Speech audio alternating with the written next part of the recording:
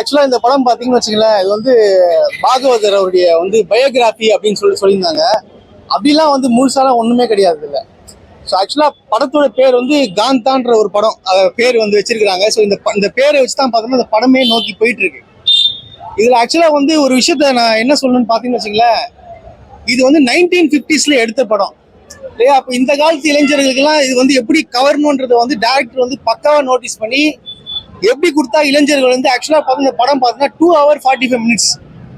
நீங்க என்னதான் படம் எடுத்தாலும் பாத்தீங்கன்னா லேக் ஆகும், போர் அடிக்கும், என்னடா அது அப்படின்னு சொல்லிட்டு போனை பார்க்க ஆரம்பிப்பாங்க. பட் ஆனா இந்த படத்தை நான் பாக்குறேன் உட்காந்துருந்து லாஸ்ட் வரைக்கும் எவனும் வந்து போன் எடுத்து பார்க்கவே இல்லை. ஆக்சுவலா பாத்தீங்கன்னா இந்த ஆடியன்ஸ் வந்து ரசிச்சு பார்த்தாங்க இந்த படத்தை.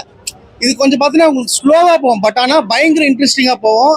ஏன்னா கேரக்டர் வைஸ் பாத்தீங்கன்னா டேரக்டர் வந்து செம்மையா வந்து ஒரு கேரக்டர் கொடுத்துருக்காரு. யாருக்கு பாத்தீங்கன்னா வச்சுங்களேன், துல்கர் சல்மானோட ஆக்டிங் பத்தி உங்களுக்கு எல்லாருக்குமே தெரியும். அவர் வந்து நார்மலாவே செம்மையா நடிப்பாரு.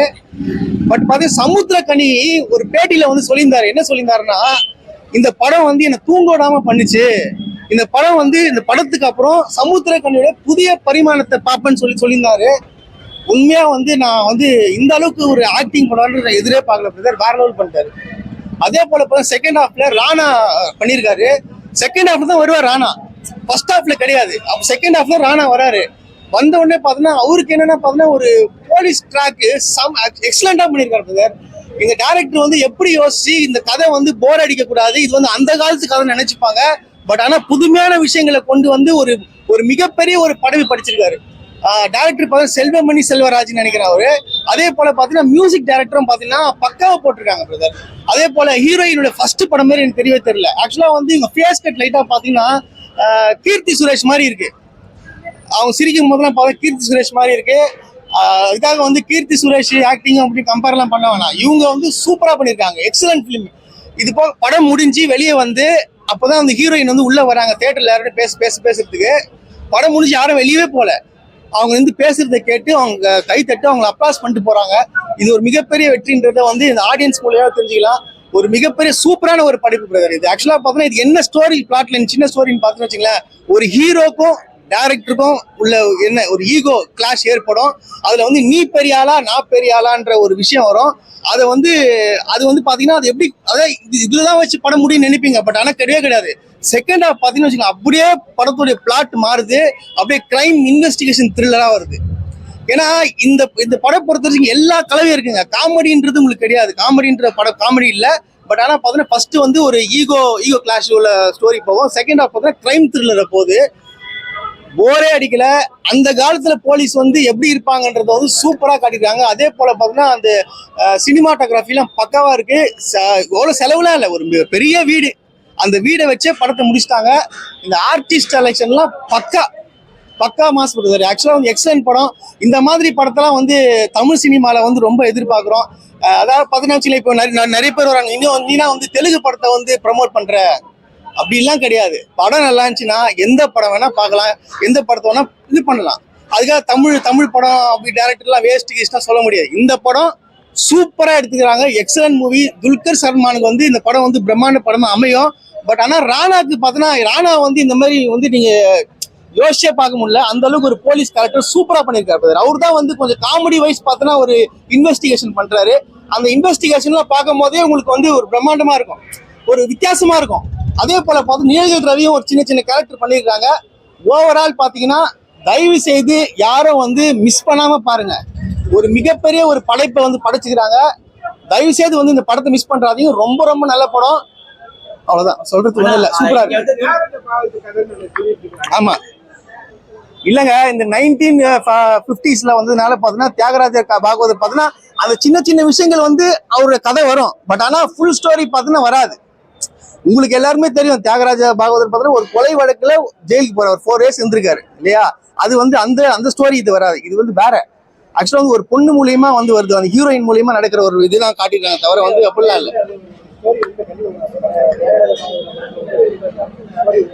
இல்லங்க, லைட்டா ஸ்டோரி வருதுன்னு தவிர வந்து நீங்க ஃபுல்லாத்தையும் அதே மாதிரி நீங்க சொல்ல முடியாது இல்லையா? இப்போ செகண்ட் ஹாஃப் தான் கிரைம் இன்வெஸ்டிகேஷன்ல போகுது.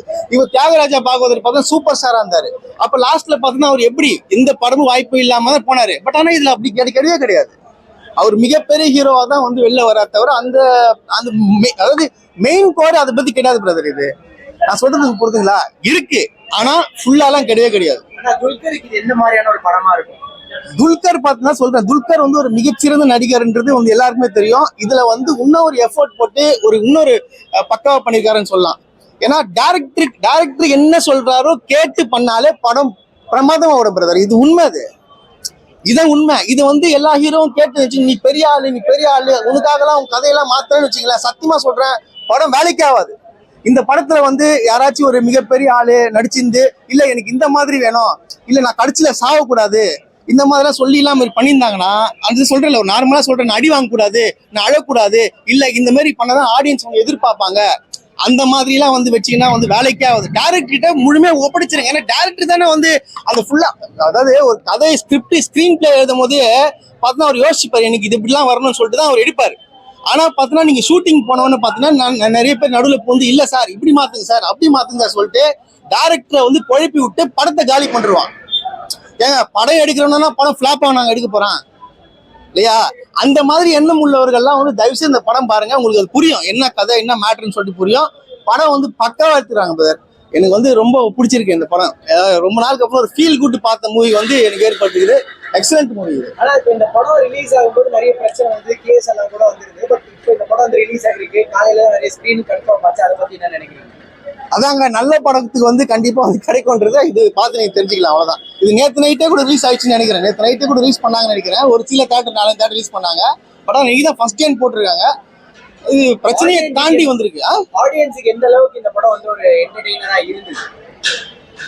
நான் தான் சொல்றேன்ல, யாருமே ஏஞ்சி வரலங்க. லாஸ்டா அந்த பேர் போட்டு அதுக்கப்புறம் தான் ஏஞ்சி போறாங்க. அப்புறம் ஹீரோயின் வந்து பேசுறதுக்கு வராங்க. ஹீரோயின் வந்த உடனே பாத்தீங்கன்னா இங்க தேட்டர்ல வந்து பயங்கர அப்ளாஸ். அந்த ஹீரோயின் அழுதுட்டாங்க ஆக்சுவலா வந்து பேசும்போது. ஏன்னா அந்த அளவுக்கு பாத்தீங்கன்னா ஆடியன்ஸ் நல்லா வரவேற்பு கொடுத்தாங்க. நான் சொல்றேங்க, யாருமே போன் எடுத்து பாக்கலங்க. சிம்பிளா சொல்லட்டுமா, போன் எடுத்து அவனும் நோண்டவே இல்லை. ஒரு பக்காவான ஒரு படத்தை கொடுத்துக்கிறாங்க. Excellent movie sir. இது வந்து எப்படி சொல்றேன்னு தெரிஞ்ச படத்தை வந்து இன்னும் 2 வாட்டி கூட பார்க்கலாம். உண்மையாவே நான் சொல்றேன், நல்ல படம் அது. துல்கர் சல்மான் வந்து சினிமாவுக்கு வரும்போது வந்து அவர் நெப்போ கிட்டு மம்முட்டி பையன் அப்படின்னு சொன்னாங்க. இப்போ இந்த படம் வந்து ஒரு பெரிய சக்சஸா அவருக்கு இருக்கும்னு, அதை பத்தி என்ன நினைக்கிறீங்க? மிகப்பெரிய சக்சஸ். நெப்போ கிட்டா இருந்தாலும் எப்படி சொல்றது, இது வந்து வேற மாதிரி போகுதுன்னு நினைக்கிறேன். நெப்போ கிட்டா இருந்தாலும் நடிக்கணும் இல்லையா? அதுக்காக நடிக்க தெரியாதவங்க என்னதான் வந்து அவங்க அப்பா ஹீரோ வந்தாலும் நடிக்க வச்ச படம் ஓடுமா? ஓடாதுல்ல. கத்துக்கணும்ல. கத்துக்கணும் சொல்றேன் பிரதர், அதெல்லாம் வேற லெவல் பண்ணிட்டார் பிரதர். ஆக்சுவலா வந்து அவர் ஜீன்லயே இருக்கு போல அவங்க அப்பா ஒரு ரத்தம் வேணும் கிடையாது. செம்ம ஆக்டிங் பண்ணிட்டா போல மிரட்டார். நல்ல அருமையான படம்.